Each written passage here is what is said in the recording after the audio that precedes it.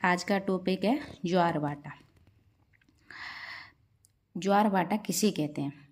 सूर्य और चंद्रमा की जो भी आकर्षण शक्ति होती है, आकर्षण शक्ति के कारण या गुरुत्वाकर्षण शक्ति के कारण जल उथल पुथल होता है, उसी को हम ज्वार भाटा कहते हैं। या जल का ऊपर उठना नीचे गिरना, इसी को ज्वार भाटा कहते हैं। जल का ऊपर उठना और आगे बढ़ना से ज्वार कहते हैं, और जल का पीछे जाना या फिर नीचे गिरना भाटा कहते हैं।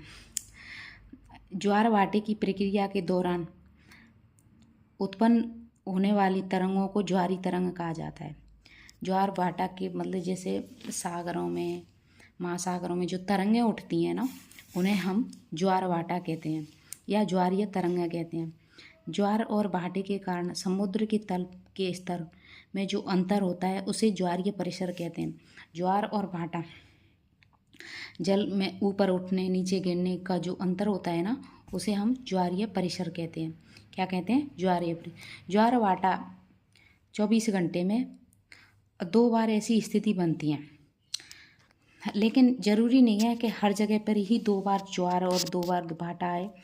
कई बार एक बार भी ज्वार आ सकता है, कहीं एक बार भी मतलब एक बार भाटा आ सकता है।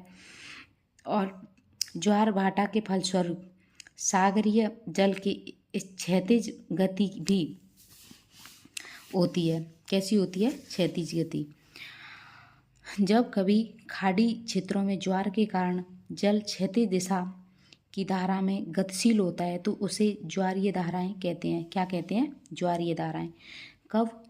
जब मतलब वो क्षैतिज दिशा में धारा के रूप में गतिशील होता है। क्षैतिज में हो वो तो ज्वारीय धारा कहा जाता है। क्या कहा जाता है? ज्वारीय धारा। तटीय भागों की ओर उन्मुख ज्वारीय धाराओं को फ्लो टाइड कहते हैं। क्या कहते हैं? Flow Tide.